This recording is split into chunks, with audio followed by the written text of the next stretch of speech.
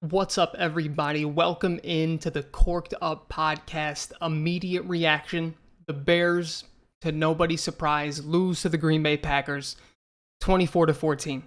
And I know there's going to be a lot of people who are watching this that want me to be like screaming and like, oh my God, how can it? But I mean, I think anyone with eyes sort of saw this happening. So this one won't be too quick. I'll touch on some of the good, some of the bad, some of the things that I want to see moving forward. Firstly, the Bears came in with an offensive game plan that I just didn't want to see. This isn't a hindsight thing. This isn't like, oh, now that I saw what I saw. I mean, me and Jack sat up here at our last podcast episode and said, I don't want them to come out trying to control the clock, trying to run the ball a ton. That doesn't beat Aaron Rodgers. We've tried it before. I mean, we've been playing Aaron Rodgers forever. You know, fight fire with fire, let the kids sling it, and if we wind up getting blown out, we wind up getting blown out, but just go for it. But this is one of those games where Herbert looked good, don't get me wrong, he looked really good, but for all for what? For us to lose a slow-paced, boring game, 24-14?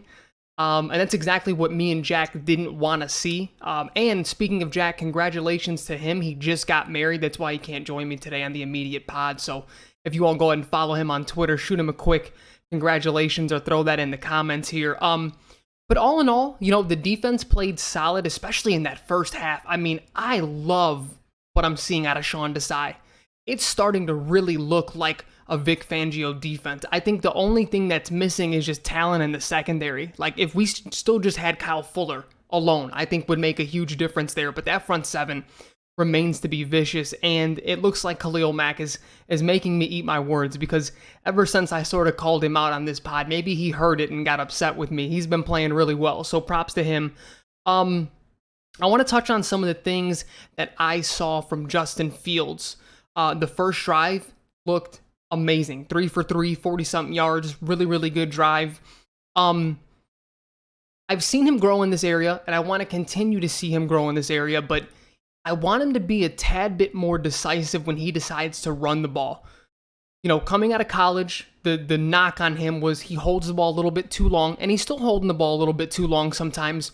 But there are certain times where it seems really obvious where it's like no one's open, tuck it and go. And he sort of wants to give the route every second to make sure they're not. And it's like, sometimes I just need you to be more instinctual out there. But I also feel like me and Jack were saying that about Mitch Trubisky too, so it leads me to wonder, does this coaching staff like encourage their quarterbacks to not run? That said, he still had some really good runs today. He looked really good running the football. And situationally, he's going to have to be a little bit better. Thinking of that late in the game where he takes the sack to make it 4th and 26, he has to learn to throw the ball away a little bit more. He had some throws. He had some really good throws, some really, really good throws.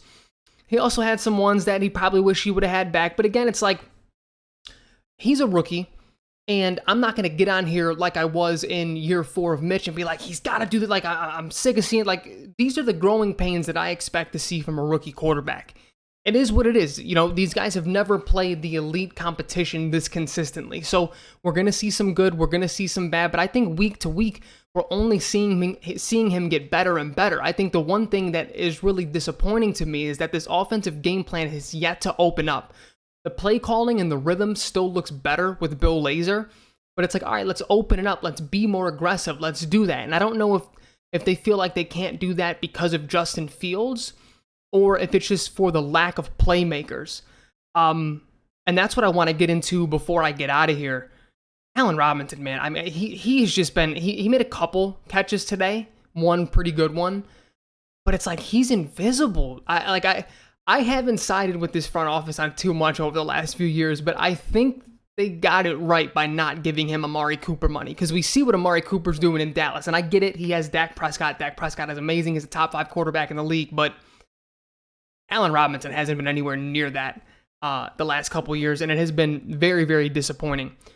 I know some people are going to want me to touch on a lot of the things with the refs. I'll say this.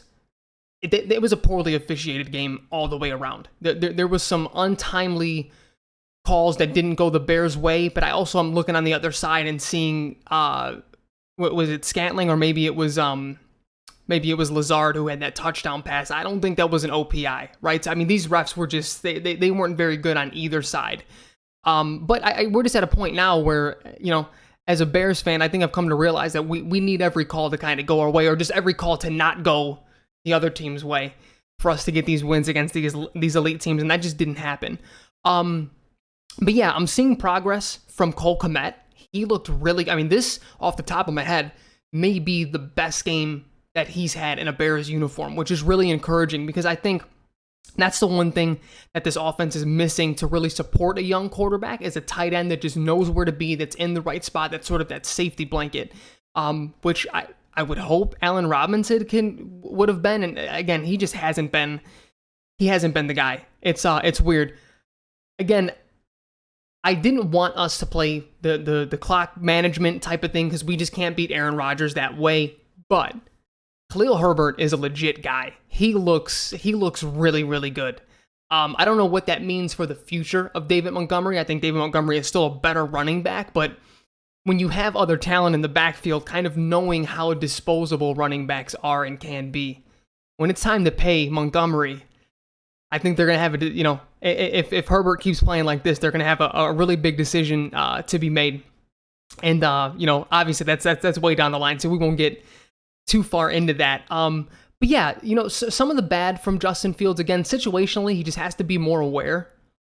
I think the other thing with him is I'm trying to figure out how to word this, because I don't know if it's a him thing or just a lack of reps with certain people, but I think of that offsides call that didn't get called, and he just sort of slings it, and Allen Robinson just sort of gives up on the route. Like, you have to be on the same page there. And again, I don't know if that's him and A-Rob, their thing, or just a Fields thing, but there was a few times throughout the game where it just looked like him and the receivers weren't on the same page on some of these plays where he wanted to go deep, where he's scrambling. And it's like, that has to get nipped in the bud. But again, that's what really bothers me about him not starting since week 1, because you're talking about 2 extra games of progression, 2 extra games of reps, and we can be sitting at this Green Bay game, and it's like everyone's on the same page. This offense knows what they want to do because Justin was there since day 1, and it still seems like they're sort of adjusting to each other, and that has become really frustrating to watch. Couple of other quick thoughts before I get out of here. Mario Edwards, man, he's got to go. This is not the first time he's gotten a boneheaded play, a boneheaded penalty called on him after a big play. It's just, you can't. I get it, man. The taunting stuff is a stupid rule in the NFL. I totally agree, but it is a rule. Like, you have to have that level of self-control, especially when you're not the better team. We can't afford these types of penalties. We just can't. We again, in order to beat these elite teams, we not only need calls to probably go our way, we can't have every call go their way. And when you're doing dumb stuff like that right in front of a ref, it's you can't do it. The other thing is, man, I'm really having a hard time explaining to people that I think, maybe thought now, that Matt Nagy was a good head coach but a bad offensive coordinator, because I think of that challenge that he called. First of all, he won the challenge, but it's 4th and inches, like, against an elite offense. Like, what are we really doing here? It's sort of a waste of time. But he calls a timeout before he goes for the challenge. If you're going to go for the challenge, just go for it. That's going to stop the time anyway. And if we lose it, we lose the timeout, but we won it and we still lost the timeout because he decides to call a timeout because he needs more time deciding. Dude, just go ahead and toss the challenge out there. Again, I didn't agree with it. I have faith that Aaron Rodgers can pick up a couple of inches on 4th down. So, yeah, he makes these sort of boneheaded plays. The clock management stuff on his end just seems to be never ending. But then, this has started a couple years ago when players are throwing punches. Receivers don't know the playbook. Like, I don't know. Nagy is starting to lose that sort of quality, or the qualities in which I thought he was a good coach, but still a bad play caller. So, again, I'm not super upset or anything. This is the game that I expected to see, a close but not really close sort of game in which Aaron Rodgers beats the Bears yet again. So, let me know what you all want to see moving forward. Let me know your thoughts. Like, share, subscribe. These immediate reactions are just YouTube exclusives. If you want to listen to us here for the full pod, that's available as well. We're also available just for that full podcast that comes out on Wednesdays everywhere. So Spotify, iTunes, if you subscribe to us there, you can just listen to the audio portion. Thank you guys for listening, and have a good one, man. This is going to be a very boring season, so strap yourselves in. This is going to be the games are going to look a lot like this. So if you're expecting anything different, don't. And you won't let yourself down. Have a good one, everybody.